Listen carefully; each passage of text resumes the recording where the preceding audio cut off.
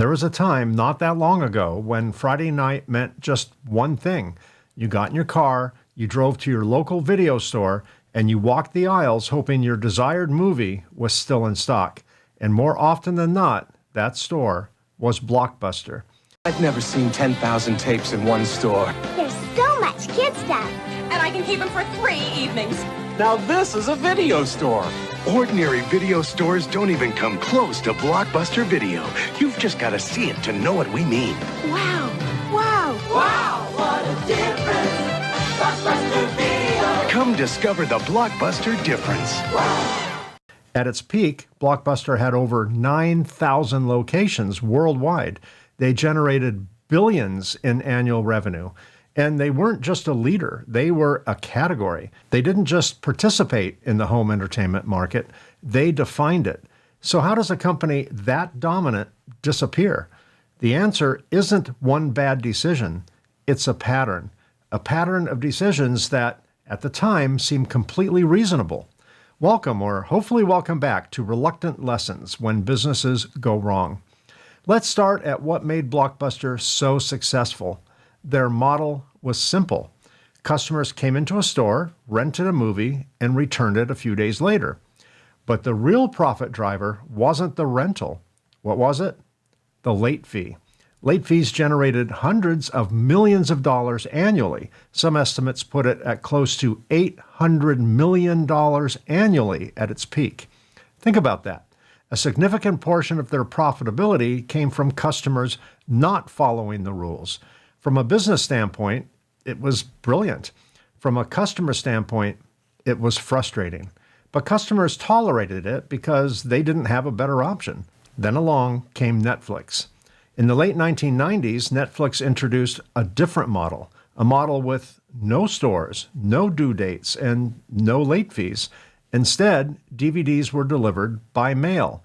You kept them for as long as you wanted, and then when you were done, you mailed them back. Simple, predictable, customer-friendly. Now, here's where it gets interesting. Blockbuster didn't ignore Netflix. They noticed them. They just didn't take them seriously. And that's a critical distinction because disruption rarely looks like a threat in the beginning. It looks small. It looks niche. It looks easy to dismiss. In the year 2000, Reed Hastings, the co-founder of Netflix, approached Blockbuster with an offer. He proposed that Blockbuster acquire Netflix for $50 million. Blockbuster declined. At the time, this wasn't viewed as a mistake. It was viewed as discipline. Why would a dominant company spend $50 million on a small, unproven startup, especially one operating in a niche, DVDs by mail, that seemed slower and less convenient than just walking into a store? From their perspective, they were protecting shareholder value. But in hindsight, they were protecting the wrong thing. Here's the deeper issue. Blockbuster wasn't just a video rental company. They were a retail operation. They had thousands of physical locations, over 9,000 stores globally, long-term leases, staffing costs, and inventory management. Their entire infrastructure was built around getting people into stores. Netflix had none of that. They had a fundamentally different cost structure. And that difference mattered more than Blockbuster realized. As Netflix grew, customer behavior began to shift. Not overnight, but gradually. People started to value convenience over immediacy. They were willing to wait a day or two for a DVD if it meant avoiding a trip and avoiding late fees. The shift was subtle at first, but it was powerful. Blockbuster eventually responded. They launched their own DVD by mail service. They even eliminated late fees. On the surface, this looked like a strong competitive move, but underneath, it created a major problem. By eliminating late fees, Blockbuster removed one of its most profitable revenue streams. Remember, late fees reportedly brought in as much as $800 million every year. At the same time, their store-based business was still carrying massive overhead, 9,000 physical stores. So now they had higher costs and lower margins. This is what's known as being stuck in the middle. They were no longer fully committed to their old model, but they really weren't fully committed to the new one either. And that's one of the most dangerous places a business can be. Meanwhile, Netflix kept evolving. They improved their logistics, they refined their recommendation algorithms, they focused relentlessly on the customer experience. And then they made their biggest move. They pivoted to streaming. Streaming eliminated the final friction point. No waiting, no mailing, no stores, and of course, no late fees. Just a couple of clicks on your remote and instant access. Blockbuster saw streaming coming, but once again, they hesitated because fully embracing streaming would mean abandoning their retail footprint. And that footprint wasn't just an asset, it was also a liability. This is the part most people miss. Blockbuster didn't fail because they didn't innovate. They failed because their innovation conflicted with their existing business. Every step toward the future required them to sacrifice the present. And that's a hard decision for any company. There's a concept in business called creative destruction. It means that in order to build the future, you often have to destroy part of your current success.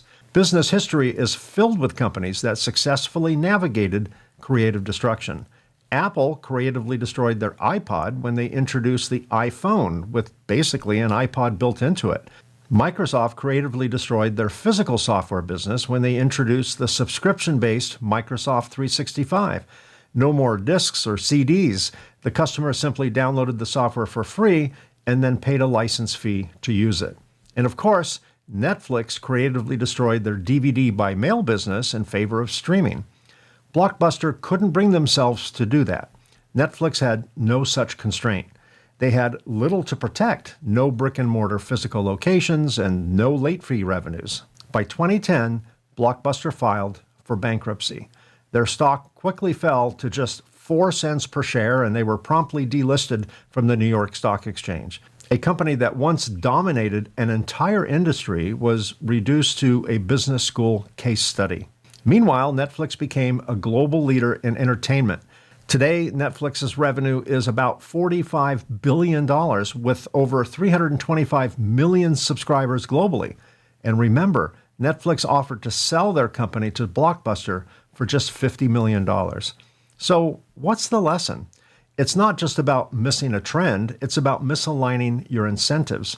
Blockbuster's business depended on late fees and physical stores. Netflix's business depended on convenience and customer satisfaction. Those two models were fundamentally incompatible. And here's where it becomes relevant to every entrepreneur. The very thing that makes your business successful today can become the thing that holds you back tomorrow, especially if your revenue model contains considerable friction, like getting in your car and driving to the store, standing in line to pay for your movie, and getting back in your car a couple of days later to return the movie, and of course, the dreaded late fees. Because eventually someone will come along and remove that friction, and your customers will follow. So here's a final thought. Success doesn't fail all at once. It erodes slowly as the market moves, and you don't move with it. And if you're not willing to disrupt your own business, someone else will. We'll be profiling more companies, including BlackBerry, Nokia, Sears, Borders Books, WeWork, and many more. There's no shortage. So be sure to like and subscribe to the podcast so you don't miss an episode. More information is available about this podcast at reluctantentrepreneur.podcast.com. Thanks so much for listening or watching. I'll see you again soon.